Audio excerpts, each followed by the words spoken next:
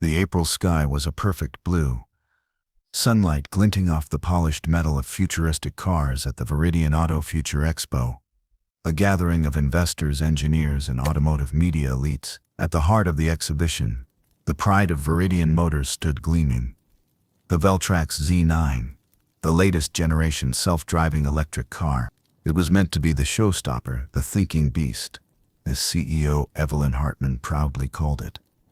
Evelyn, a woman in her early 50s with cropped platinum hair and a flawlessly pressed gray suit, was known in the financial world as the woman who allowed no room for error. Moments earlier, she had personally taken the Z9 for its final test run. It glided back into the private lot like a silver panther, silent and powerful. Evelyn pressed the brake, tapped the engine shut-off button with a motion of absolute authority. Tack, a sharp click, followed by a thin puff of white smoke rising from under the hood. Within seconds, it thickened into a cloud, curling upward like steam released after too much pressure. The dashboard flickered erratically, the touchscreen went black, and the $4 million prototype sat motionless, a lifeless silver shell under the stunned gaze of staff and guests. Evelyn stepped out, jaw tight, and immediately pulled out her phone. "Steven, the Z9 just stalled and it's smoking. Where's the tech team?" "We're still at the AI showcase, 30 minutes away," came the panicked reply. "No, I need you here now." She hung up and circled the car, low heels tapping sharply on the concrete. Her anger didn't need words, it radiated from every glance, every stiff movement. Guests whispered, phones discreetly recording, flagship car smoking like that. Yikes. And then, through the murmur, a deep, steady voice cut in. Low but clear. "Excuse me, do you need help?" Evelyn turned sharply. A tall black man, late 50s, stood a few steps away. He wore a faded gray janitor's uniform, rubber gloves tucked into his back pocket, and held a dusting brush in one hand. His shoulders were broad, his skin sun-worn, his hair peppered with gray, but his eyes, calm, unwavering, held the kind of quiet authority you only found in people who had seen too much to ever panic again. His name tag read, Raymond. Evelyn blinked once, then gave a short laugh, dry, almost dismissive. "You're the janitor?" Raymond nodded politely. "And you think you can fix a prototype that hasn't even hit the market yet?" "If you allow me to look," he said simply, voice even, "I might be able to help." Evelyn gestured theatrically, her voice cutting like glass. "If you fix it, the car is yours." Laughter broke out around them. "Wait a second. If you like this video, please like, comment, and subscribe. It really helps us." "He's probably never touched a car like that." Someone snickered. "Imagine him driving the Z9 to take out trash," a woman filming murmured. Evelyn continued, her tone flat but biting. "But I doubt you can even drive one, let alone fix it. This isn't some broken junk you picked up at a scrapyard." More laughter. Heads shook. No one believed Raymond, and no one wanted to. Raymond didn't answer. He just gave a small nod, pulled on his gloves, and stepped forward. He opened the hood. A wave of heat rose, the faint acrid smell of burnt wiring escaping. Raymond leaned in, unhurried, his hands scarred but steady, moved with the familiarity of someone who understood machines by feel. He traced the electrical lines, tapped a thermal sensor, then pulled a short screwdriver from his pocket. With a practiced flick, he adjusted a misaligned secondary power coupler. 2 minutes. No more. Tack. The LED strip at the front of the car blinked back to life. Beep. The touchscreen lit up, flashing the Viridian logo. The engine hummed back to a smooth, steady rhythm. The smoke vanished. The Z9 sat perfectly still, silent but alive again. The lot went dead quiet. No whispers, no laughter. Only the soft purr of the revived engine. Evelyn stared at Raymond, her expression unreadable. No more sarcasm, no cutting remarks. Her sharp blue eyes were fixed on him, not with disdain, but with something far more complex. Shock, confusion, and an unspoken respect she couldn't yet admit. "Would you like me to continue this into the next part?" where Evelyn's perception of Raymond shifts dramatically, leading to a deeper reveal of who he really is. Or shall I translate this into Vietnamese in the same style? The Veltrax Z9 purred back to life as if it had never failed, its smooth hum silencing every murmur around the test lot. But while the crowd stood frozen in astonishment, Raymond, the black janitor, who had just embarrassed an entire team of Viridian engineers, didn't bask in a single second of glory. He didn't smirk, didn't bow, didn't even glance at the shifting stares that now followed him. Instead, he simply tugged his sleeve back down, wiped the sweat from his forehead with an old cloth from his back pocket, then walked over to the corner to pick up his battered broom. And just like that, as if nothing had happened, he went back to sweeping dust from the concrete floor. The whispers rose again, but this time it wasn't laughter. It was suspicion. Evelyn Hartman's gaze locked onto Raymond's back like a hawk sighting prey. Her silence wasn't gratitude. It was something sharper, something that tightened in her chest, like a hidden crack forming in the perfect control she had built her career upon. Then she spoke, her voice taut and sharp as a drawn bowstring. "Stop." Raymond halted but didn't turn. His sigh was soft, tired. "What more do you need?" Evelyn strode toward him, her low heels striking the floor like commands.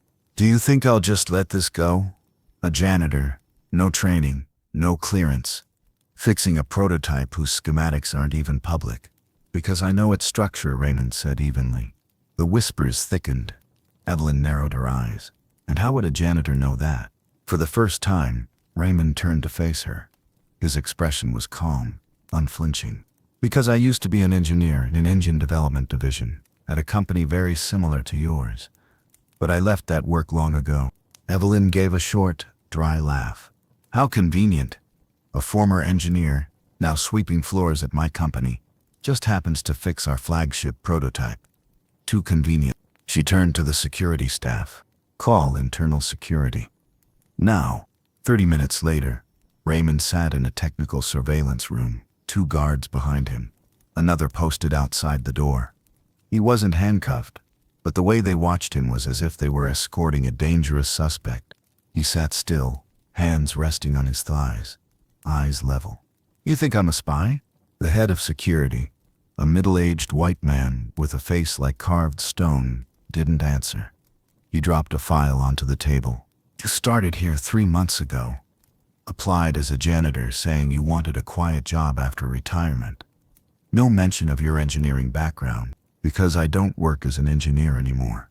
Yet you know the internal structure of a prototype no one outside the top technical teams should understand." "I saw a car smoking," Raymond said simply. "I saw someone in trouble. I helped." "No one asked you to help." Raymond tilted his head slightly. "She was shouting into her phone for help."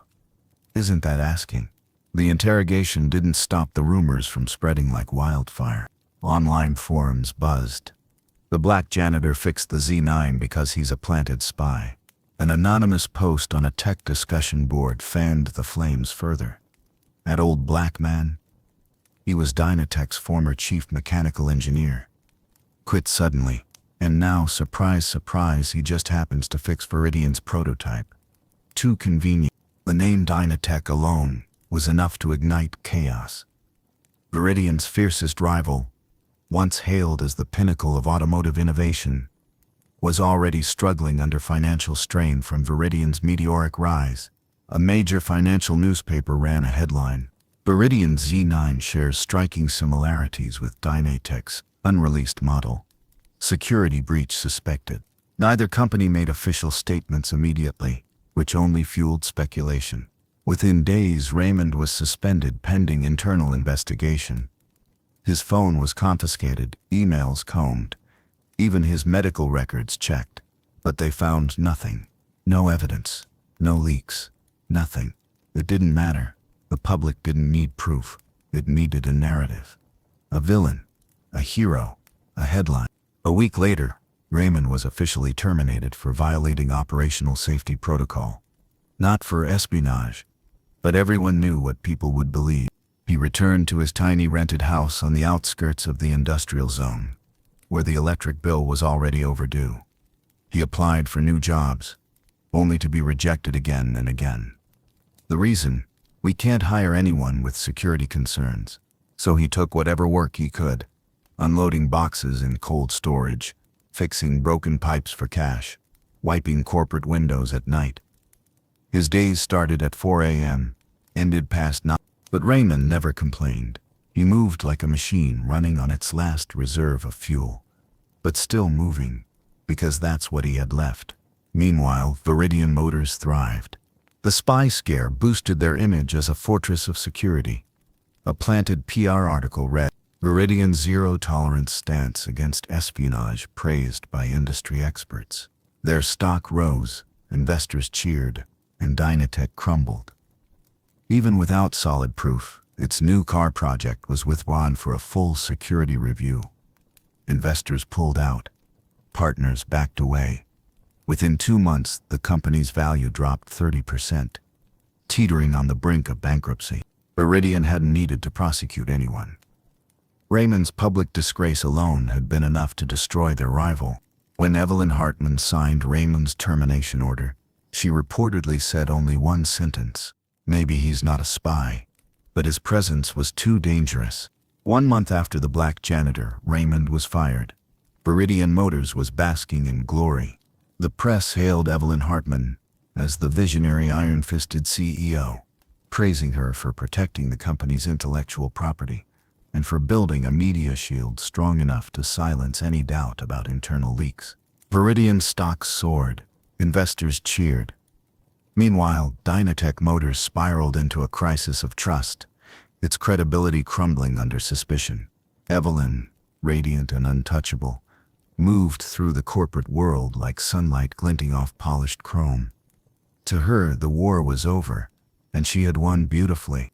To celebrate the company's victory, Viridian threw an extravagant concert at the state's largest stadium, complete with a famous rock band, gourmet catering, and live-stream cameras capturing every smiling employee. Tough PR campaigns.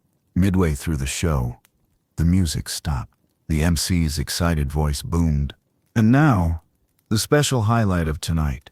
Kiss cam. Let's find the sweetest couple in the house." Laughter rippled through the crowd. Couples grinned, leaning close as the massive LED screen zoomed from seat to seat. Then, it froze, on screen, clear as daylight. Evelyn Hartman, Viridian's unshakable CEO, smiling as a silver-haired white man in a tailored gray suit wrapped his arms tightly around her waist. Off behind, the man, Gordon Ames, the chief technical officer of Dynatech Motors. The embrace wasn't professional. It wasn't congratulatory. It was soft, intimate. Gordon's hands clasped firmly at her midsection, and Evelyn leaned back slightly, resting against his chest as though it were second nature. Silence, then chaos, gasps, whistles, nervous laughter. Some employees exchanged shocked looks. Others raised their phones, recording every second of the flashing LED. The MC stammered, trying to move on, but it was far too late. By morning, the video dominated social media. CEO of Viridian cozy with Dynatech's top engineer. Are they really competitors? Secret affair between Evelyn Hartman and Gordon Ames. And then came the blow that shattered the carefully constructed facade. Gordon's wife, a well-known interior designer, posted a long, emotional statement alongside their wedding photo, ending with one sentence: "Thank you for destroying 18 years of marriage," with a hug in the middle of a stadium. The internet erupted. But this wasn't just a love scandal. Journalists dug deeper. Why would Dynatech's chief engineer, the man who oversaw their upcoming flagship design, be romantically involved with the CEO of their fiercest competitor? An anonymous former Dynatech employee dropped a bombshell. Gordon once complained the new Dynatech prototype would never launch on time, and that the AI navigation feature was being deliberately slowed down. No one understood why, until Viridian Z9 debuted with a nearly identical system. Dynatech launched an internal investigation, and the cracks began to show. A technician discovered Gordon had logged into Dynatech's design servers dozens of times after hours, leaving no official report. Access pathways had been altered. and internal documents had been misdirected, subtly steering Dynatech's engineering team off course. At the same time, a Viridian employee leaked another damning detail. Evelyn herself had signed off on Raymond's hiring months earlier, marking his file with a penciled note. "Keep an eye on this one." Piece by piece, the truth snapped together. Evelyn and Gordon had orchestrated everything. Gordon knew Raymond had once been Dynatech's lead engine systems engineer, a man almost impossible to replace. When Gordon learned Raymond had retired quietly and was now working as a janitor at Viridian, they saw an opportunity. Gordon planted a subtle fault in the Veltrax Z9, a fault only Raymond would instantly recognize and know how to fix.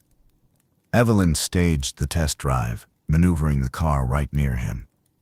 The Dohig challenge, "If you can fix it, the car is yours," wasn't spur-of-the-moment arrogance. It was bait, the perfect setup. Raymond miraculously repaired the prototype in public, making him look suspiciously knowledgeable about Viridian's proprietary tech. The aftermath, exactly as planned. Raymond was fired. Dynatech's reputation crumbled under espionage rumors. Viridian rose as the security-conscious survivor of a spy scandal. Evelyn and Gordon celebrated that night, clinking wine glasses on a 5-star rooftop. She smirked. He touched her hand. They both believed they had won. But they didn't expect that the very moment they felt untouchable, that very public, tender embrace under the blinding stadium lights, would tear open the carefully stitched veil hiding their lies. One hug, and the earthquake had only just begun. The 8-second hug was all it took. No background music, no editing, no captions. Just a crystal-clear frame on the LED screen of Viridian's victory concert. Gordon Ames, Chief Technical Officer of Dynatech, wrapping his arms gently, too gently around Evelyn Hartman, CEO Viridian Motors. And in 8 seconds, the high-tech automotive industry of America cracked open. Within 24 hours, the clip spread like wildfire across financial forums, engineering circles, and every major social platform. Dozens of news outlets reopened the industrial espionage case that had once cost a back janitor his job and turned 2 companies' fates upside down. What had once been dismissed as coincidence now looked like evidence. Investigators re-examined late-night logins, blurred hiring records, manipulated design timelines, and even surfaced a photo of Evelyn dining with Gordon at the Riviera Hotel the very night Raymond Ellis was fired. Both Viridian and Dynatech launched emergency internal investigations. For 3 straight days, executives sat through closed-door interrogations, reviewed security footage, and cross-checked system logs. The truth couldn't stay buried. Gordon Ames was found guilty of tampering with Dynatech's design process, deliberately sabotaging navigation systems to delay their flagship model. Evelyn Hartman was exposed for knowing about Raymond's presence at Viridian, exploiting his history to stage the miraculous repair that would frame Dynatech for leaks. They were both suspended immediately. No grand press conference, just a cold corporate statement. Viridian Motors and Dynatech Motors jointly terminate Evelyn Hartman and Gordon Ames for ethical misconduct, media manipulation, and intentional harm to a non-executive employee. Professional disgrace was just the beginning. Gordon's wife filed for divorce. His 2 children refused to speak to him. Evelyn's real estate investor husband pulled all shared assets and publicly severed ties with Viridian. The power couple who had once toasted on rooftop terraces now faced reporters like prey under floodlights. Leaked messages painted them as calculating partners in crime, and in a private deposition, their alliance fractured entirely. Evelyn shouted, "You said it was just for optics, not to ruin someone's life." Gordon snapped back, "You wanted him out. I just gave you what you wanted. No more candlelit dinners.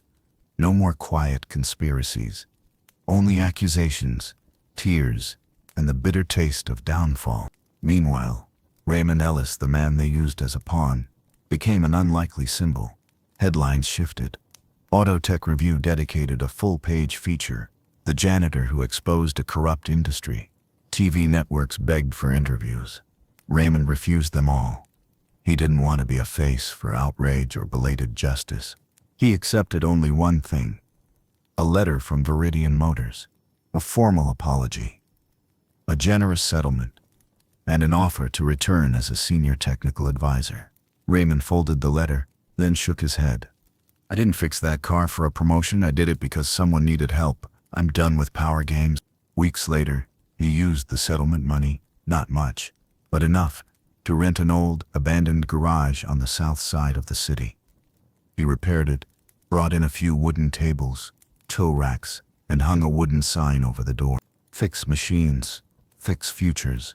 On the first day, 9 black kids showed up, some in torn shoes, some shyly asking, "Do we need to pay?" Raymond smiled. "No. Just bring curiosity." He showed them how to hold a wrench, how to trace a wire, how to listen to the hum of a motor. Not like a teacher in a classroom, but like a man who had been broken by the world and chose to mend it. Piece by piece. He leaned close to one boy and said quietly, "Machines just need the right wiring to run. People are the same. It's not where you start that matters. It's where you're headed." Outside, rain drizzled. But inside that small garage, under warm yellow lights and the soft clang of metal tools, a different future was taking shape. One built not on titles or revenge, but on steady hands, quiet persistence, and the belief that justice should never be left to rust. The story of Raymond Ellis is not just about a black man framed by a corrupt system. It is a mirror held up to a society where prejudice can twist the truth and kindness can be exploited. Yet, in the end, it was Raymond's calm integrity and quiet perseverance that brought him back, not for revenge, but to mend what had been broken. He wanted no spotlight, no restored title, no applause. Instead, he stood in a small garage, teaching children lessons no textbook could hold. Justice isn't measured by skin color. It's built by hands that choose to do what's right and a heart that refuses to give up.